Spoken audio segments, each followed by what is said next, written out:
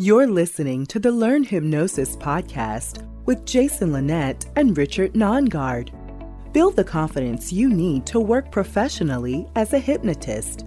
Whether you're new to hypnosis or looking to sharpen your skills, join us live in Las Vegas in August of 2020. Learn more now at vegashypnosistraining.com. Here they are, Jason and Richard. Welcome aboard to the Learn Hypnosis podcast. I am your host, Dr. Richard Nongard, and I am with, of course, the co-host, Jason Linett. How are you today, Jason? Doing fantastic, and I'm excited to speak about prerequisites.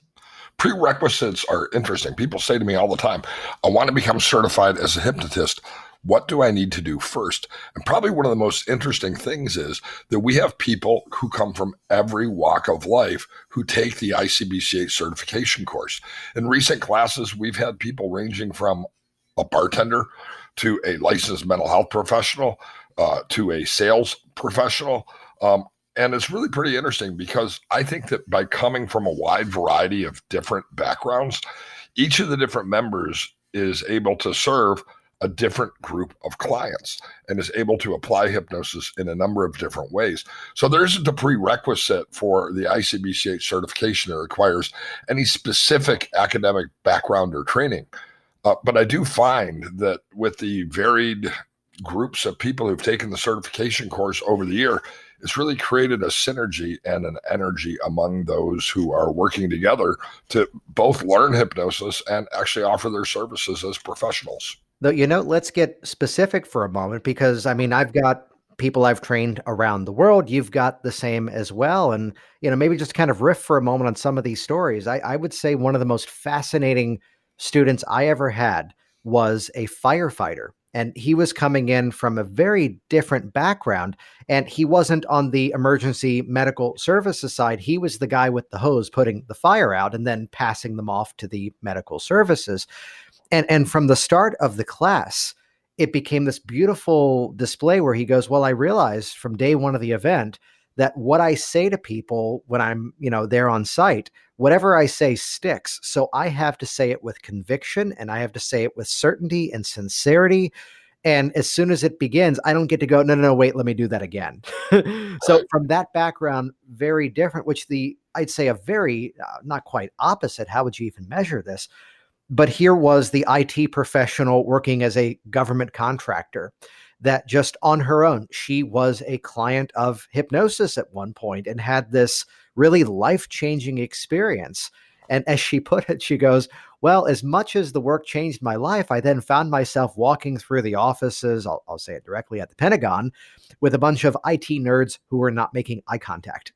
And she goes, I wanted to move into a career that was much more meaningful and actually had a much more stronger emotional payoff. And just because the passion, I'm going to throw myself into this. And as for what it's worth, both of these individuals, the training they did with me were their first trainings, and they're both now working full-time professionally in this field. I'm curious to ask you any stories of. Yeah, just in my last certification training class, I had a mechanical engineer who came to my class. He works in Silicon Valley at a major tech company, and he's, of course, a mechanical engineer. And it was kind of interesting when he came to class. He said, I'm not really even sure why I'm here. It just seemed interesting and so different than what I do in my daily life. So I started asking him about his work, and he was a team supervisor. He had several employees who were also mechanical engineers underneath him. And when I started talking about hypnotic language patterns and how we help people to make changes by sharing indirect suggestions, stories, parables, metaphors, other indirect suggestions, and then combining that with the power of direct suggestion, which, of course, many people are familiar with the hypnotist who says, now you'll do this and you'll no longer do that. That's an example of a direct suggestion. I could see the wheels turning in his head. And he said to me during one of the breaks, I totally get it. He said, I am a mechanical engineer, and what you are is a linguistic engineer, and I can use this to communicate more effectively to my team, and we can build better products. By the end of the class, he was really excited because he said something to me. He said, I can see how this directly relates to my day job. He said, but I'm excited to actually help people make some significant changes. I'm pretty sure that when I get back home, I'm going to look for some office space and begin seeing some people so I can help them make some important life changes. He said, because these engineers who I know, a lot of them need to make some significant life changes. So over the years, I've had, again, chiropractors come to my class, massage therapists come to my class. I've had waiters come to my class. I've had a lot of school teachers come to my class. In fact, I had a school principal who came to one of my trainings not too long ago. And the idea was, let me learn some strategies that can help with academic performance and test taking. It's always been a niche that I've done pretty well with over the years. And so that was actually why he attended the class. By the time he left the class, he said, not only do I have some wonderful ideas for my students, but he said, I'm going to be retiring in the next 5 years. He said, and I'm looking forward to taking my expertise as a school principal and opening up a hypnosis practice where I can then work with students, not only to help with test taking, but many of the other issues that they face in a meaningful way as a hypnotherapist. So the prerequisites really are to be over 21 years of age and to be interested genuinely in helping other people. And especially too, this is one of those biggest breakthroughs, which you hinted at there, that as people go through an event such as ours, which we've got coming up, again, it's in August of 2020, just before the HypnoThoughts Live convention. You can get all the details and grab one of those spots now at vegashypnosistraining.com. That discovery that they make is that there's this initial point, maybe a day or two in, where people begin to realize, and I've heard it from school teachers, from stay-at-home parents, to college dropouts, to business owners going, oh, wait a minute, I'm already doing this in some way, but now I get to do it on purpose. And like you mentioned, the teachers who may be coming in and perhaps they have a specific set of goals around, working with test anxiety issues, perhaps, there is that fun moment where suddenly we discover some new opportunity that we had not yet been noticing and realizing, oh, wait a minute, I want to do this now. I'll give a recent example. And I've had this before, actually, the dental hygienist who was looking at learning some strategies for greater compliance with her dental patients. So this would include everything from brushing and flossing, which we should all be doing on a more regular basis, as well as compliance with specific procedures, to suddenly realize, wait a minute, I know all of these people who have fears, who would like to lose weight, who perhaps would like to stop smoking. And perhaps they continue with the route that they're on at the moment and they add on something else as another career path. Or I've had some who just go, you know what, I'm so passionate about this. This is what I want to do now. So really, I'd say the advice is that look at the skills and abilities you currently already have and realize one of the phrases that again comes out of it is, I'm already doing this, but now I get to do it on purpose. And really what I'd encourage to those of you joining us at our upcoming event, come into it with a bit of an open mind because, Richard, from the time that you first learned hypnosis, are you in the exact career path that you had originally planned out? No, absolutely not. I started out as a licensed mental health professional and learned hypnosis, I say accidentally. And I used hypnotic techniques with my clients in traditional psychotherapy for many years. But I never envisioned myself as as basically closing my counseling practice and opening up a hypnosis practice, which is the deliberate decision I made in 2006. And I love the work that I do as a professional hypnotist, referring my mental health clients to other counselors and therapists who provide those services. I find that it's been tremendously beneficial to me, and I enjoy the type of client that's self-motivated. I enjoy the type of client who's early for their session, which is what hypnosis clients are. And of course, the client who pays their own bill versus having to collect that third-party reimbursement. But what I see is that people come to the hypnosis training classes that we offer, and some of them don't have the end game or the end goal of, hey, I want to get an office, hang out a shingle, and be a hypnotherapist. A lot of people attend this class for their own personal development. They say to themselves, wow, I've benefited in one way or another by studying the power of the mind, self-talk, auto-suggestion, self-hypnosis, meditation, other techniques, yoga, etc. I wonder if I take this hypnosis certification course, if that would help me. So let me share with you a quick story about my own personal experiences. I was 39 at the time. I moved to Wichita, Kansas, and I didn't know anybody in Wichita, Kansas. And I was single, and I had heard that the gyms were meat markets, right? But I had never been to a gym. I never considered myself particularly athletic, but I wanted to meet some other people, so I joined the gym. When I joined the gym, I, of course, didn't know what I was doing, and I got 3 free sessions with a personal fitness trainer. So this was, again, 15 plus years ago. And so I took my 3 free sessions with the personal fitness trainer, and his name was Jared. And he was so helpful to me that I actually signed up and bought 3 months of weekly personal training sessions with Jared. So at the end of the 3 months, I found so much benefit in working with him that I actually took the course so that I could become certified as a personal fitness trainer. And so I am Richard Nongard, CPT, certified personal fitness trainer. I have never worked as a personal fitness trainer one day in my entire life, but I found that as a hypnotist, as a therapist, you can only be as emotionally well as you are physically well. And so I've incorporated many of the strategies and the techniques that I learned from both being a student of personal fitness training and a client of a personal fitness trainer into my work over the next 15 years. And I see people do that all the time in our ICBCH certification trainings. They come in and they learn a set of strategies that they can apply in their own lives and help them to become a better person and then apply in the lives of others. And there's absolutely nothing wrong with attending the ICBCH certification class this summer with the goal of enhancing your own peak or your own personal performance. Though we should definitely talk about those people who are looking at it as professional training towards a new career, that, you've got it as well. We both have a ton of people who are out there that began their professional career or enhanced their professional career in hypnosis through our training events. So looking at that aspect of, again, as we're talking about prerequisites, is there a story that comes to mind of someone who came in with the goal of actually opening up shop? We're going to interview him, I think, in an upcoming podcast, and that's Rick Paddock. So it was more than a decade ago, probably 10 or 12 years ago.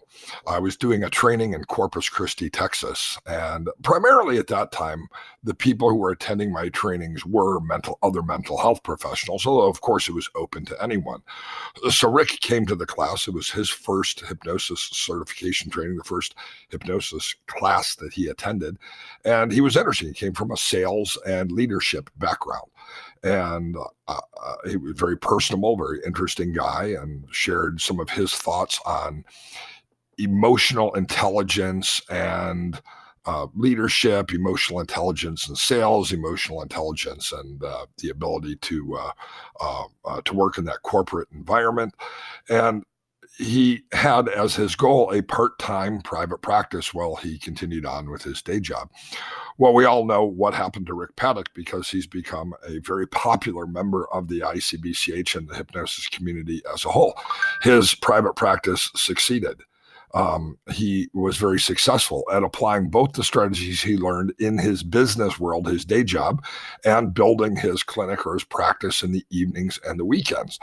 And now he's a popular teacher who teaches his strategies and the ideas that he's learned over the last decade or so of practice to other professionals. And Rick's story is not a unique story. We've had many people over the years who have gone on to achieve really great things within the profession, including writing books and training others, and of course, seeing a wide variety of different clients, everything from weight loss to emotional control to dealing with anxieties and fear of flying and whatever else people help people with. Yeah, I'd share a similar story, and she would be arranging to have her on the series as well, though she's been on the Work Smart Hypnosis podcast now twice at this point.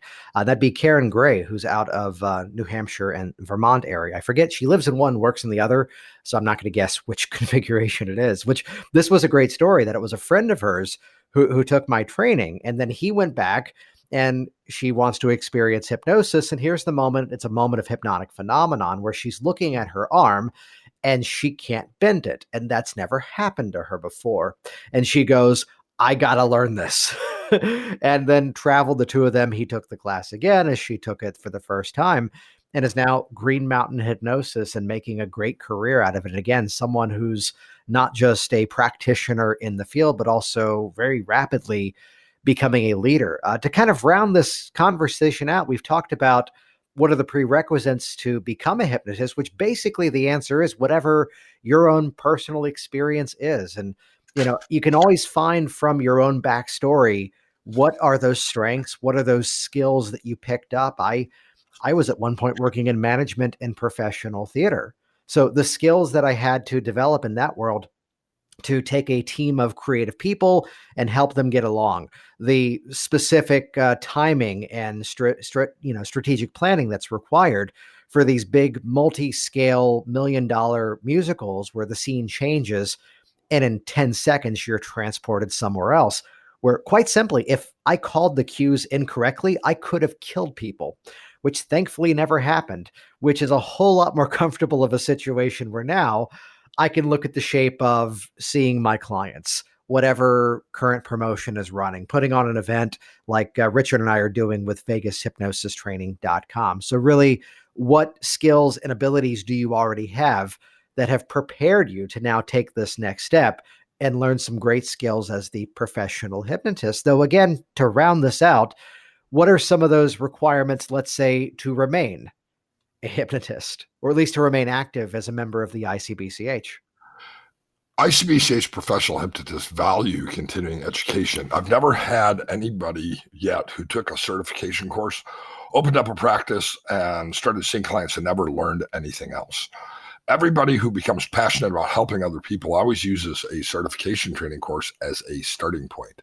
And so ongoing continuing education to help a person to reach their highest level of performance is something that we really stress. And of course, one of the other things that I think is important in the ICBCH is recognizing the value of evidence-based protocols. What we're going to be teaching in our class, Jason, are not far out theoretical concepts and ideas about the mind, but we actually know what truly works and helps people to make lasting changes. And so hypnotherapists who are certified by the ICBCH go on to learn about the methods that are truly effective. They give back to the profession by becoming involved in things like our upcoming conference, things like our monthly magazine called Reframe. And there are a ton of member benefits that involve people in the process. So when somebody takes the certification course, it's not really the end, it's actually the beginning. In fact, we should change the name of the course from the Hypnosis certification course to the Hypnosis onboarding course, because whether part-time or full-time, it becomes a lifetime of learning and opportunity for people. Which especially the great opportunity. This event is happening. It's the Monday through Thursday prior to the HypnoThoughts Live convention in Las Vegas in August of 2020. So after the event, you get 3 days of just drink from the fire hose experience of interacting with an amazing community from all over the world. So join us. You can check that out at VegasHypnosisTraining.com and stick around afterwards. And plus a nice side benefit, which is that the convention rate at the door is going to be around $595. As a heads up, those of you who sign up for our event, you actually get a private discounted link for just $337. So check that out, and we look forward to seeing you in Las Vegas. This has been the Learn Hypnosis podcast. Get certified as a professional hypnotist now at VegasHypnosisTraining.com.